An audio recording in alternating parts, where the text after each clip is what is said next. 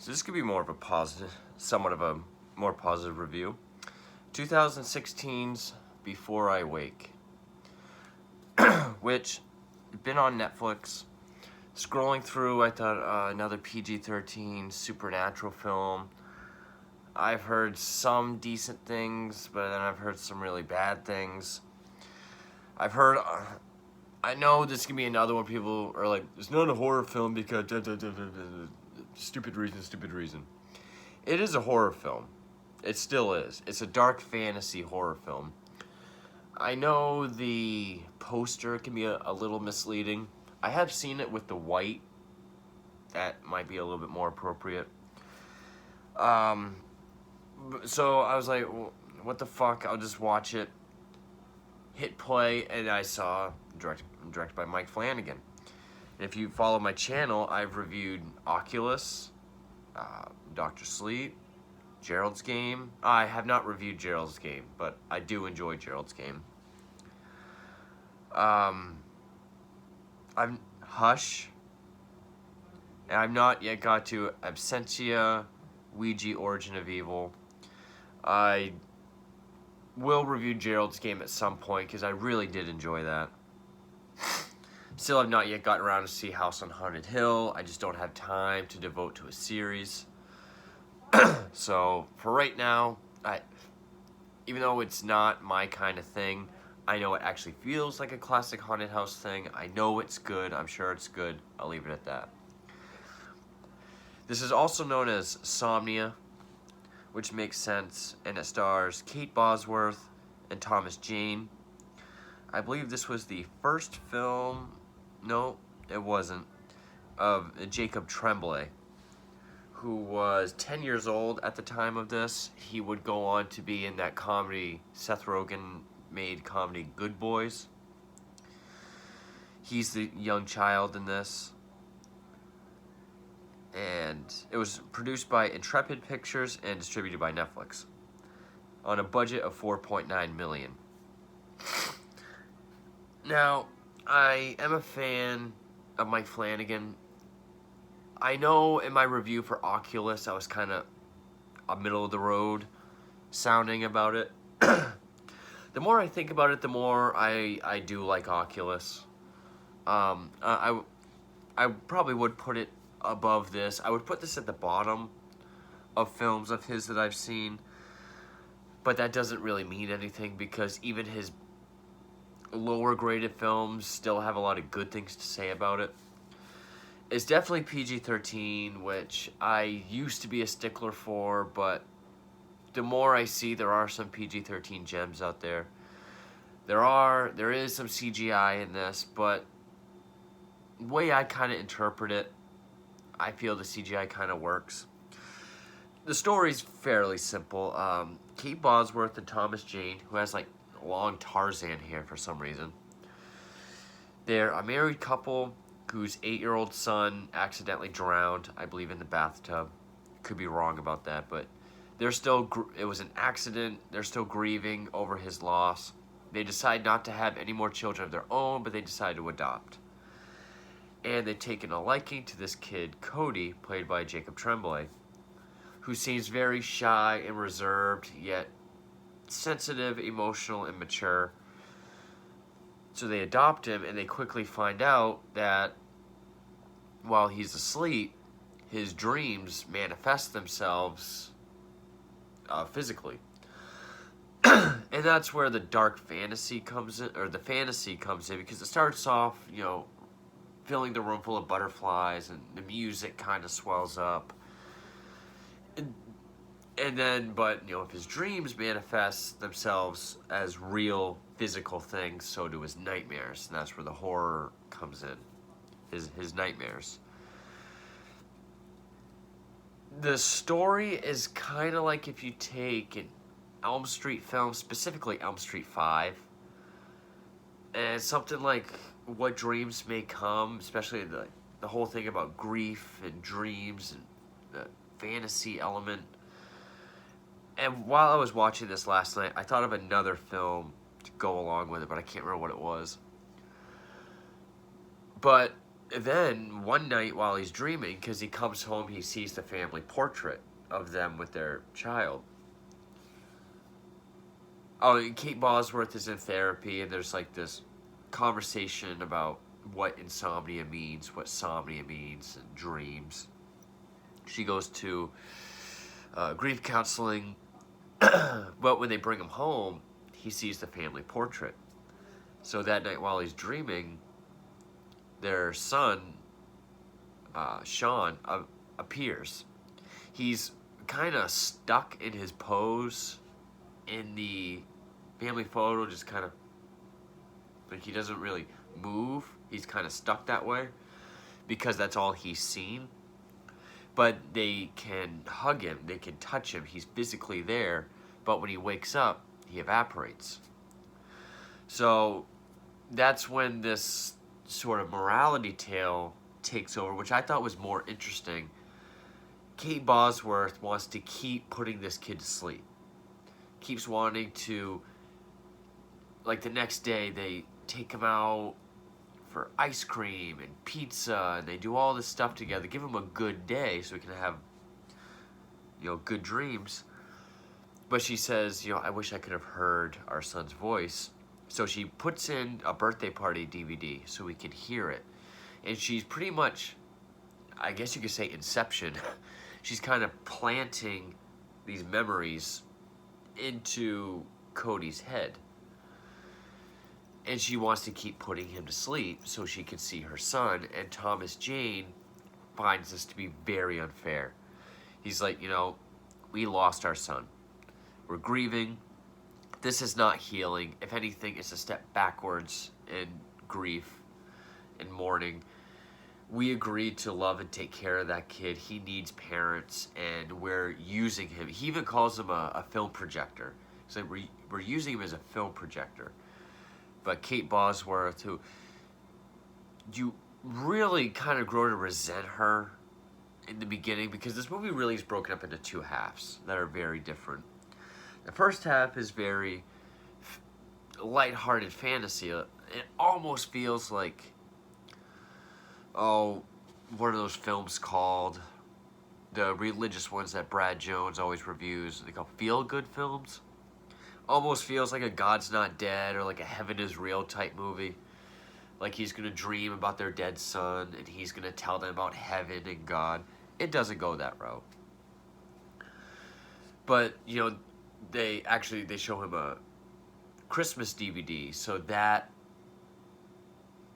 dream is Christmas. And, of course, he can talk. They can hear his voice. And Kate Bosworth won't let up. She even convinces his doctor that he has sleeping problems so that he'll give him a sleep aid drug. Like, she really wants to knock him out so that he'll stop waking up and having the kid go away.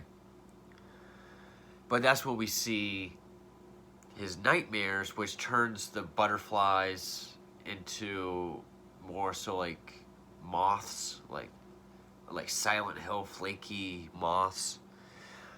And we get his boogeyman, which is like, almost take the Pale Man from Pan's Labyrinth with the head of like Groot. Just this pale, wrinkly, slender man, almost Wreck or Quarantine looking like being that can contort. And when he gets a hold of you, you like morph into him and you're gone forever. Now, the CGI is the butterflies and his boogeyman, which he calls the Canker Man, which makes sense at the end. Now, I never once believed I was looking at a real butterfly. It looks like very shoddy early 2000s CGI. But I know I'm a stickler for CGI. I know people are worse than I am. They won't even watch or give a movie credit in any aspect if it has CGI, even if it deserves it. But I kind of give a little bit of leeway on this because, okay, these are supposed to be dream manifestations. They kind of can look a little surreal and fake, I guess. That's how I thought of it, so that's how I was able to accept it. But when he has his first nightmare, which is when he takes the sleeping pill, there are some really creepy images because while Thomas Jane is kind of trying to remember, it's like fighting the monster. Well, first what happens is he tries to stay up with, you know, no sleep pills and coffee, which he just puts coffee and water and drinks it. But the next day at school, he's really tired. He gets bullied. Teacher lets him stay in for recess. And while he puts his head down, the bully comes in, and that's when the Canker Man comes back out. And I really liked this because this girl that he's friends with comes to the classroom door, sees the Canker Man, and the Canker Man does like this backwards contort all the way down. The head spins upright and does like this grave encounters, which I thought was kind of creepy, even with all of its CGI. And and of course that's when he grabs the kid, morphs into him, and cops get involved. But it's pretty much just like he disappeared. No one knows what happened to him. And then that night is when he gets the pill. And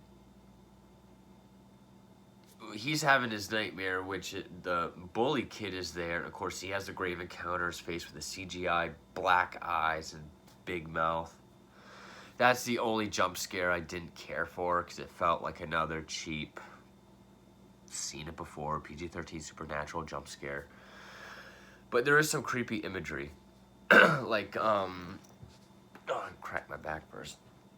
Kate Bosworth is sleeping on the couch, and when she wakes up, her dead son is standing there, and his eyes are really big, and he's just kind of...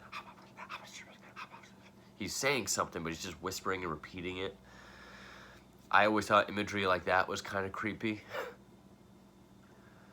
Like, even on Fear and Loathing, when they're in, like, the bar in the beginning, he's like... And then, you know, that's when they realize his nightmares come real, too. There's a fight. The Canker Man comes in, takes Thomas Jane. And then that's when it breaks up the first half from the second. Because Child Protective Services comes in. Because Kate Bosworth gets knocked out. I know I've already spoiled most of this film. I'll just say spoilers here. You know, she gets knocked out, so he calls the cops. Child Protective Services gets involved and it looks like the husband ran away or she did something. And then the whole film is basically just her trying to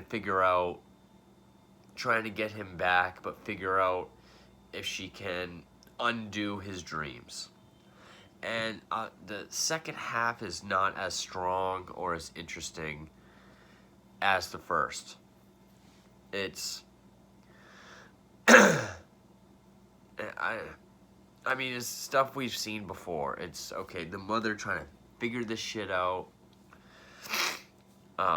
No one really knows what's wrong with the kid. The woman that worked with the foster agency who trusted her and Thomas Jane now won't even speak to her.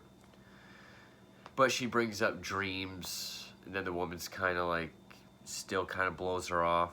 But she steals the child services file and realizes he's had several foster homes. And the only one that she can go talk to is this guy from the very beginning. It opens up with a scene kind of hinting towards what we're going to see. A guy with a shotgun and what's going on? And he talks about, you know, how, what was it? His wife died, or his wife got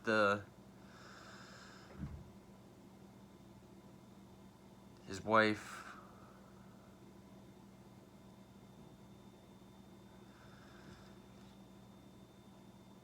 Whatever, yeah, his wife was killed by the Canker Man, and he kept trying to bring her back through dreams, like with pictures and stuff. He says the only way you can stop it is if you kill him. And so, Kate Bosworth goes to the orphanage, and this is where it just doesn't make sense, because they give him a sedative because he hasn't been sleeping. But when Kate Bosworth gets there, the lady that works out all the foster organizations or arrangements is like spiderwebbed to the wall. She's not dead or beaten. And she, defeats the Canker Man, which we finally get to see up close. And even the face, I don't mind the face. It's still CGI. But like the big empty black sockets, just like in the center, there's like these two almost look like soft grapes with just pinpoint pupils. Kind of eerie looking. I know I haven't reviewed it yet, but when I do, I'm going to make fun of the ending of Silent Hill Revelations because it's solved with hugs. And it's really fucking stupid. Here it makes a little more sense because she hugs the Canker Man and he resorts back into a smaller Cody, and then he disappears. And it seems like he's... And then Kate Bosworth takes Cody back home, where she tells him where he came from. The Canker Man was because when he was a young boy, his mother, who loved him, because he thinks his mother abandoned him, turned into a monster and abandoned him. At least that's what I got.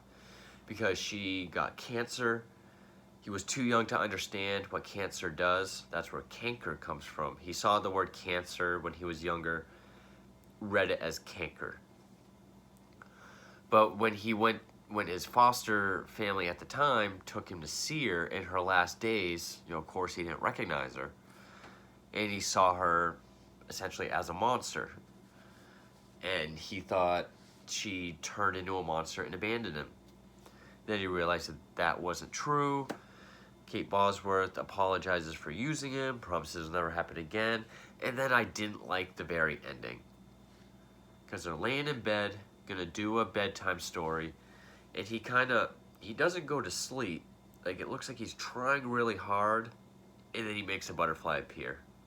So it's like, okay, so now that the dreams are resolved, can he just will shit to happen? It didn't fit the rest of the story at all. I thought the second half was more convenience than writing, which, did Flanagan write this? Yeah, it was written by him and Jeff Howard. It didn't seem a lot of things it wasn't as coherent as the first half. I mean, I can say the first half definitely interested me. It started off as very lighthearted fantasy, and the horror elements were kind of few and sporadic, but then it got more and more intense. If this was directed by anybody else, it would have felt like just another shitty Blumhouse or otherwise PG-13 supernatural film. But Flanagan has a way with his direction, his cinematography, the performances he gets, the direction he takes with emotion and certain camera angles and score. I don't really remember the score to this, if anything, but Flanagan has a way of making pretty much anything he's done work. So that's why I liked it more than I thought I would. It's still not his best film, but it's still watchable and somewhat interesting, even if it's derivative. Again, What Dreams May Come, Elm Street, especially Elm Street 5. And I know people will say it's a thriller because when they die, there's no blood and there's only a couple of jump scares, but it's still a fucking horror film. It's a dark fantasy horror film. But it's PG-13, so what? But yeah, I could say Before I Wake, it was more of a pleasant surprise than I thought it was gonna be. I'm even more fully convinced now that if I see something directed by Mike Flanagan, because this would not have been the kind of film I'm interested in had it not been his direction, his take on the material. So yeah, 2016's Before I Wake. pretty decent. I mean, I would still put Oculus over this, but decent enough. Second half, not that great, especially the ending. First half is pretty interesting. It's enough to get you to want to see what's going on next. So that is Before I Wake. Thank you for watching.